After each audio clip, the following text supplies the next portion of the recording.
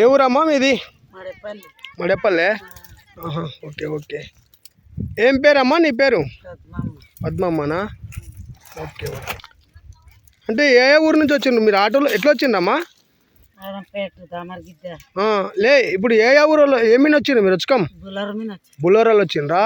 ఆ బుర్రలో ఏ ఊరు వచ్చిండ్రు? మడేపల్లి, అయితే ఇది ఆ ఊరు సేను? ఇది బిజ్జారం సేనా? Okay okay. పత్తి ఏడుతున్నారా? Okay okay. ఈ పత్తి సేను ఏమో ఫస్ట్ టైం ఏడుతున్నారా లేకపోతే ఇంతకుముందు ఏమో ఏరిండ్రా?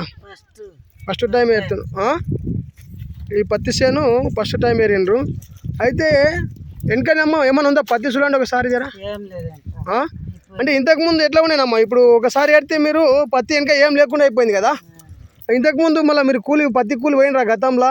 పోయిన సంవత్సరం అంటే పోయిన సంవత్సరంకి ఇట్లా పోయినరా? పోయినప్పుడు ఇట్లే ఉంటుంది నా పరిస్థితి. మూడోసారి ఏరినప్పుడు ఇట్లా ఉంటుండే. అంటే ఇప్పుడు ఫస్ట్ సారి ఏరితేనే మొత్తం కూడా వెనక పత్తి ఏం కూడా లేకుండా అయిపోయింది. అమ్మ మీరు పీడంపల్లి నుంచి తర్వాత మడేపల్లి నారాయణపేట నుంచి వచ్చిండ్రు కదా, మీకు కూలి ఎంత ఇస్తున్నారు ఇక్కడ రైతు? 350 ఇస్తున్నాడు. అంటే మరి ఆటో కిరాయి ఒకరికి ఇస్తాడా లేకుంటే మొత్తం గుత్తానా? ఒక్కొక్క మనిషికి చొప్పున 100 రూపాయలు.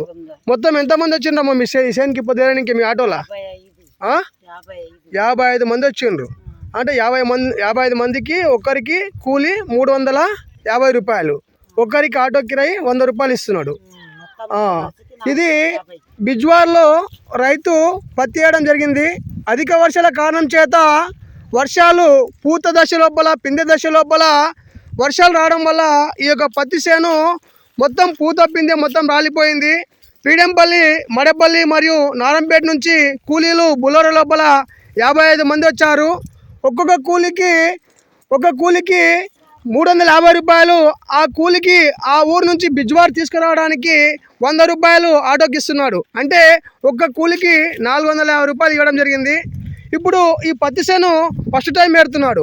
ఒకసారి చూస్తే ఇక్కడ మనకి ఫస్ట్ టైం ఎలా ఉందో పత్తి చేను కనిపిస్తుంది. ఆ తర్వాత కొద్ది ముందుకు వెళ్తున్నా నేను. కూలీలు ఏరిన తర్వాత పత్తి చేను పరిస్థితి ఈ విధంగా ఉంది. ఒకసారి చూస్తే అంటే ఇక్కడ పత్తి ఏమీ లేదు అసలు కంప్లీట్గా. ఒక్కసారి ఏరంగానే పత్తి మొత్తం కూడా పూర్తి అయిపోయింది. గతం లోపల ఇదే పొలం లోపల కూలీలు చెప్తున్న మాట, నేను చెప్తున్న మాట కాదు, కూలీలు చెప్తున్న మాట ఏంటంటే గతంలో మేము పత్తి ఏరే వాళ్ళము, పత్తి కూలి కూడా పోయినాము. కానీ అప్పుడు పత్తి ఒక్క చేనును 2, 3, 4 సార్లు ఏరితే కూడా ఇలాంటి పరిస్థితి ఉండేది కాదు. కానీ ఈ సంవత్సరము అధిక వర్షాలు పడడం వల్ల పత్తి చేను ఒక్కసారి మాత్రమే ఏరితే మొత్తం కంప్లీట్ అయిపోయి చివరికి ఒక్క దంటుకి ఒక్క పత్తి మొక్కకి అసలు పత్తి కూడా కనిపించడం లేదు. అంటే రైతు ఈ సంవత్సరం చాలా నష్టపోయాడు. కాబట్టి ప్రభుత్వం కూడా ప్రభుత్వంతో ఈ కూలీలు కూడా వినయిస్తున్నారు. దయచేసి ప్రభుత్వము ఈ యొక్క రైతులను కాపాడుకోవాలంటే నేను చెప్తున్న మాట కాదు, రైతులతో పనిచేస్తున్నటువంటి కూలీలు కూడా అంటున్నారు. రైతులకు నష్టపరిహారం ఇస్తేనే కానీ ఈ రైతులు వ్యవసాయం చేసే పరిస్థితి ఉంది.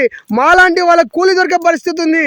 ఒకవేళ ఈ రైతులు ఈ పంటలకు స్వస్తి చెప్పి ఈ యొక్క పత్తికి స్వస్తి చెప్పి ఈ పంట లేకపోతే మా పరిస్థితి కూడా ఘోరంగా ఉంటుంది.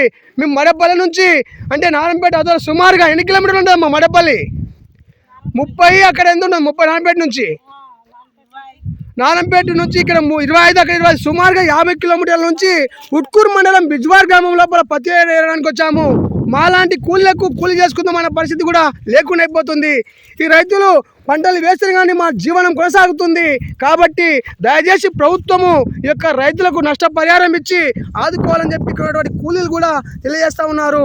అంటే ప్రస్తుతము అధిక వర్షాల వల్ల ఒక్కసారి ఏరితే చాలు పత్తి చేను ఇలాంటి పరిస్థితి ఉంది. కాబట్టి ప్రభుత్వము స్పందించి వెంటనే రైతులందరూ కూడా ఎకరాకు 25,000 నుంచి 30,000 నష్టపరిహారం చెల్లించి ఆదుకోవాలని చెప్పి కూలీలు కూడా ప్రభుత్వానికి విజ్ఞప్తి చేస్తూ ఉన్నారు.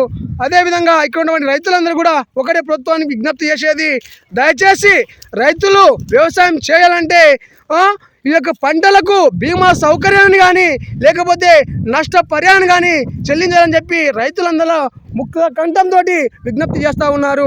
ఇది బిజ్వార్లో ఉన్నటువంటి పత్తి చేను ఏరుతున్నటువంటి పత్తి రైతుల యొక్క అదేవిధంగా ఈ యొక్క పొలం యొక్క రైతుల యొక్క ఆవేదన. కాబట్టి ప్రభుత్వము అందరి యొక్క ఆవేదన అర్థం చేసుకొని కూలీలను మరియు రైతులను ఆదుకోవడం కోసము ప్రభుత్వము ఎకరాకు 25,000 నుంచి 30,000 నష్టపరిహారం చెల్లించాలని చెప్పి విజ్ఞప్తి చేస్తూ ఉన్నాం.